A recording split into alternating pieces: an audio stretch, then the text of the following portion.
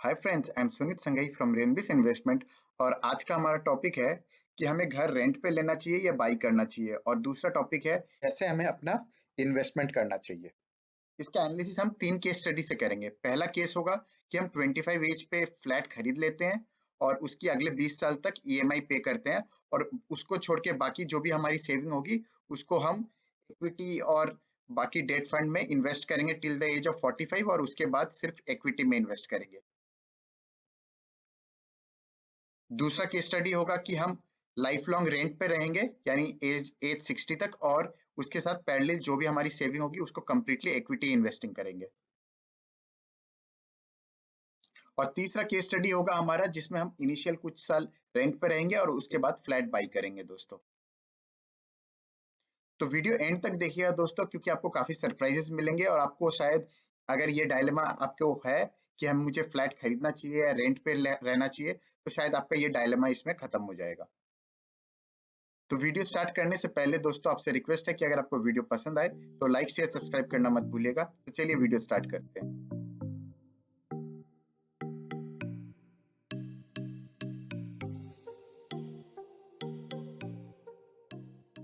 तो दोस्तों पहला केस स्टडी है हमारा जिसमें हम ये मानेंगे कि 25 एज से ही हम फ्लैट खरीद लेंगे और उसकी ईएमआई कंसिस्टेंटली अगले 20 साल तक उसकी ईएमआई पे करेंगे। और इसमें मैंने कुछ अजम्पशंस माने हैं जिसको मैं आपको एक्सप्लेन कर देता हूँ। तो इसमें अजम्पशंस है कि हम जो भी प्रॉपर्टी खरीद रहे हैं, जो भी फ्लैट खरीद रहे हैं, उसकी वैल्यू 50 लैक्स है और 50 लैक्स का पूरा हमें लोन मिल जाता है। नॉर्मली ये पॉसिबल नहीं होता है हमें पूरा का पूरा लोन मिलना, बट यहाँ पे कुछ कैलकुलेशंस को सिंप्लीफाई करने के लिए मैंने यहाँ पे कुछ अजम्पशंस लिए हैं दोस्तों। सेकंड ये है कि हमारी होम लोन की इंटरेस्ट रेट दोस्तों 10.5% है। यहाँ पे मैंने ये अज्यूम कर लिया है। यहाँ पे अभी अगर हम देखें तो 8% के अराउंड 7.8 टू 8% का अभी इंटरेस्ट रेट है। लेकिन ये जो होम लोन की इंटरेस्ट रेट अभी है, ये जरूरी नहीं है कि लाइफ लॉन्ग इस तरह की इंटरेस्ट रहेगी अगले 20 साल तक, इसलिए मैंने ऑन एन एवरेज 10.5% का लिया है दोस्तों। रिटर्न ऑन इन्वेस्टमेंट का देखें तो दोस्तों इसमें मैंने टिल 45 एज मैंने ये माना है कि 10% के रिटर्न रहेंगे, और उसके बाद 46 एज से लोन के बाद 15% की रिटर्न्स कंसीडर किए हैं, क्योंकि 46 एज से जब उसके लोन क्लियर ऑफ हो जाएगा तो वो थोड़ा अग्रेसिव इन्वेस्टर हो जाएगा, ये मैं मान के चलता हूँ। तो भी वो 15% के रिटर्न्स लाएगा दोस्तों। और अगर इनिशियल 20 ईयर्स जब उसका होम लोन चल रहा है तो उसकी बियॉन्ड होम लोन की ईएमआई जो भी सेविंग होगी उसको वो पूरी की पूरी इक्विटी में नहीं डालेगा, कुछ डेट फंड में और कुछ लिक्विड फंड में भी डालेगा, क्योंकि उसने एक लोन ले रखा है तो उसको थोड़ा सा प्रेशर फील होगा, तो वो थोड़ा सा सेफ खेलना। इसमें मैंने एक और चीज कंसिडर करी है कि होम की जो वैल्यू है और रेंट जो है वो 7% के हिसाब से अप्रिशिएट करेगी। और सैलरी हाइक जो मैंने मानी है यहाँ पे वो 10% की मानी है, क्योंकि 10% की हाइक होगी तो सेविंग्स भी मैंने 10% के हिसाब से इंक्रीज कंसिडर कर लिया है। ईएमआई हमारी 50,000 पर मंथ की आती है दोस्तों। ये सारे मैंने अजम्पशंस इस हिसाब से लिए हैं ताकि कैलकुलेशंस को सिंप्लीफाई कर सके और हम समझ सके। तो अगर हम यहाँ पे देखिए 25 एज से वो इनिशियल सेविंग उसकी 50,000 है और कंसिस्टेंटली उसकी 10% के हिसाब से सेविंग होगी दोस्तों। यहाँ पे ईएमआई एवरी मंथ वो 50,000 की देगा, तो पहले ईयर में उसको मंथली कोई सेविंग नहीं होगी, और उसके बाद से मंथली 5,000 और उसके बाद 10,500, इस तरीके से उसकी मंथली सेविंग इंक्रीज होती जाएगी।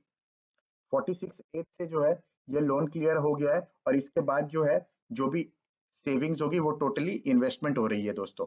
तो यहाँ पे मैंने 15% का रिटर्न माना है, और यहाँ पे बियॉन्ड ईएमआई जो भी सेविंग होगी इसका मैंने 10% माना है।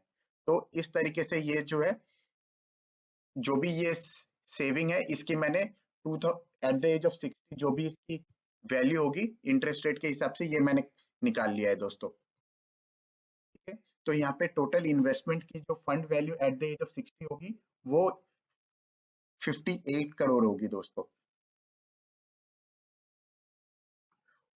घर की value at the age of 25-50 lakhs थी, और उसकी वैल्यू अगर मैं 60 एज पे पकड़ू तो वो 5.33 करोड़ है। और वहीं अगर मैं ये मानूं कि 30% का डेप्रिसिएशन हुआ है ऑलमोस्ट 35 ईयर्स में, क्योंकि अगर आप 60 एज में उस प्रॉपर्टी के आसपास की जो नई प्रॉपर्टी बन रही होगी उसकी वैल्यू अगर 5.33 करोड़ होती है, तो एक पुराने प्रॉपर्टी की वैल्यू 30% कम होगी, ये मैं मान के चलता हूँ, क्योंकि ऑलमोस्ट 35 ईयर्स पुराना फ्लैट होगा, तो उसकी वैल्यू 3.73 होती है।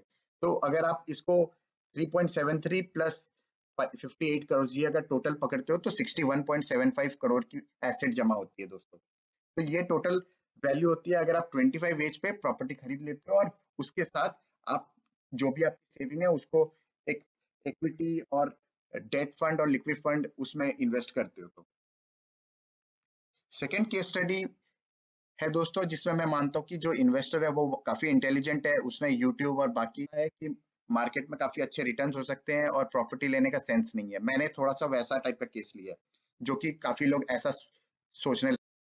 तो इस केस में दोस्तों जो भी उसकी सेविंग है उसमें से उसको रेंट पे करना पड़ेगा, और रेंट पे करने के बाद जो उसकी मंथली सेविंग होगी आफ्टर रेंट, उसको टोटल वो इक्विटी में डालेगा, और ये हर ईयर की जो भी value at the age of 60 होगी वो मैंने निकाली है दोस्तों।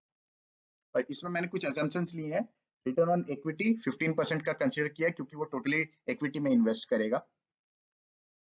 इसमें मैंने रेंट को 7% के हिसाब से अप्रिशिएट माना है, और सैलरी हाइक मैंने 10% का माना है, और उसी हिसाब से ही मैंने 10% का सेविंग्स इंक्रीज किया है। तो चलिए दोस्तों देखते हैं कि इसकी टोटल कॉर्पस कितनी जमा होती है या एसेट कितना जमा होता है। तो इसके पास होम का कोई एसेट नहीं होगा, सिर्फ और सिर्फ इसके पास फंड, उसके टोटल एसेट की वैल्यू होगी 128.8 करोड़। ये टोटल इक्विटी में होगा दोस्तों।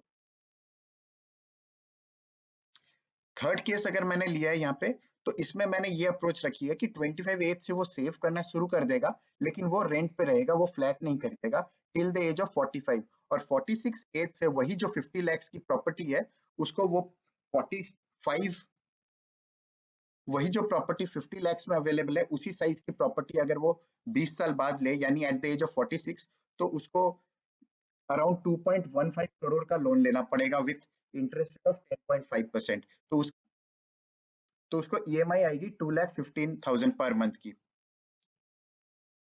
तो देख सकते हैं यहाँ पे कि जो भी उसकी सेविंग होगी वो उसको रेंट पे करके, जो भी उसकी नेट सेविंग होगी उसको वो इन्वेस्ट करेगा, और इसकी टोटल वैल्यू मैंने एट द एज ऑफ 60 निकाल ली with the interest rate of 15%। क्योंकि उसके ऊपर कोई लोन नहीं है तो वो पूरे की पूरे इक्विटी में इन्वेस्ट कर रहा है। एट द एज ऑफ 46 से वो ईएमआई पे करना शुरू करेगा, और ईएमआई पे करके फिर जो भी उसकी सेविंग होगी first year, second year, third year, इस तरीके से अगले 15 साल में वो जो होम लोन है वो 15 ईयर्स में क्लियर ऑफ करेगा। तो उसके बाद जो भी उसकी सेविंग होगी every month after paying EMI, उसको वो इन्वेस्ट करेगा। और इस केस में दोस्तों मैंने यहाँ पे इवन आफ्टर होम लोन वो इक्विटी में ही इन्वेस्ट करेगा, ये मैंने एज्यूम किया। और इसका मेजर रीजन ये है कि उसके पास ऑलरेडी 20 ईयर्स की इक्विटी की वजह से एक अच्छा खासा पोर्टफोलियो जमा है, तो उसको टेंशन नहीं है इस बात की कि बाई चांस उसकी नौकरी चली जाए टेम्पररीली, या फिर उसको कोई भी फिनेंशियल हिकअप हो, तो उसके पास ऑलरेडी एक अच्छा खासा फंड जमा है दोस्तों। तो ये कंसिडर करके मैंने यहाँ पे उसका at the age of 60 future value निकाली है टोटल फंड्स की। तो दोस्तों यहाँ पे अगर हम देखें इसका टोटल एसेट जो जमा हो रहा है एट द एज ऑफ 60, उसका टोटल जो जमा होगा फंड जो होगा वो 120 करोड़ के आसपास होगा। होम वैल्यू जो है वो 50 लाख की थी, जिसको उसने 45 एज पे बाई किया, तो वो 1.93 करोड़ है। माफ कीजिएगा, वहां पे मैंने 2.15 करोड़ कोट किया है, वो 1.93 करोड़ है। और home value at the age of 60 जो है वो 5.33 करोड़ है। अब इस केस में मैंने डेप्रिसिएशन माना है 20% का, क्योंकि ये 15 ईयर्स पुराना प्रॉपर्टी है, ना कि 35 ईयर्स जो हमने केस 1 में देखा था। तो 20% का डेप्रिसिएशन माना तो ये 4.27 करोड़ की वैल्यू है। तो टोटल नेट एसेट अगर हम देखें तो एक तो हमारा 120 करोड़ का ये एसेट है, और दूसरा 4.27 करोड़ का है। टोटल वैल्यू इसकी 124.39 करोड़ है। अब तीनों को अगर हम एक साथ रख के अगर समझे, तो ओवरऑल हमें समझ में आ रहा है कि पहले केस में 61 करोड़ का एसेट जमा हो रहा है, सेकंड केस में 128.8 करोड़ का, और थर्ड केस में ऑलमोस्ट 125 करोड़ का। तो अगर हम देखें तो थर्ड केस ज्यादा स्मार्ट डिसीजन लगती है मुझे, क्योंकि बहुत ज्यादा डिफरेंस नहीं है। और इस केस में घर घर खरीदने से आपका रियल स्टेट की तरफ भी एक बैलेंस बन जाता है। पहला घर दोस्तों मैं कभी भी उसको एक इन्वेस्टमेंट की तरह नहीं देखता हूँ, मैं उसे एक इमोशनल डिसीजन देखता हूँ। तो ओवरऑल आपका अच्छा खासा एक बैलेंस पोर्टफोलियो बनता है, और उसमें आपको जो घर के जो इमोशनल वैल्यू वो भी मिलते हैं। अब यहाँ पे मैंने कुछ चीजें और रखी है जो हमने कंसीडर नहीं किया इसमें। ये है कि पहला तो हमने जितना भी होम लोन लिया है उसमें कोई टैक्स प्रिंसिपल और इंटरेस्ट पे जो टैक्स बेनिफिट मिलता है वो कंसीडर नहीं किया है। दूसरी चीज, हमने रेंट पे भी टैक्स बेनिफिट कंसीडर नहीं किया है। तीसरा है कि प्रधानमंत्री आवास योजना या इस तरह की जो भी गवर्नमेंट की पॉलिसी या गवर्नमेंट की स्कीम्स रहती है, सब्सिडी स्कीम, वो नॉर्मली आती रहती है, तो उसको भी हमने इसमें कंसीडर नहीं किया है। चौथी चीज है घर खरीदने का जो इमोशनल वैल्यू है वो हमने कंसीडर नहीं किया यहाँ पे। ये कंप्लीटली फाइनेंशियल डिसीजन है, लेकिन क्योंकि थर्ड केस में मैंने एक घर प्लस एक अच्छा खासा कॉर्पस जमा हो जाता है, उस तरह का डिसीजन है, तो मुझे वो ओवरऑल एक बैलेंस डिसीजन लगा। चौथे, प्रेशर होता है अगर आपके पास कुछ भी फंड नहीं और आप 25 साल की उम्र से इमीडिएटली एक होम लोन लेते हो, तो उसमें जॉब जाने की, या अभी कोरोना के टाइम पे जैसा पैंडेमिक के समय हमने देखा कि काफी जॉब जा रही थी, इस तरह के सिचुएशन में आपको नाइटमेयर्स आए, वैसा सिचुएशन अच्छा नहीं होता है, तो ये भी हमने कंसीडर नहीं किया है। हालांकि एक इंडिविजुअल जब वो कम एज पे ऐसा प्रॉपर्टी ले लेता है तो उसको काफी प्रेशर फील होता है।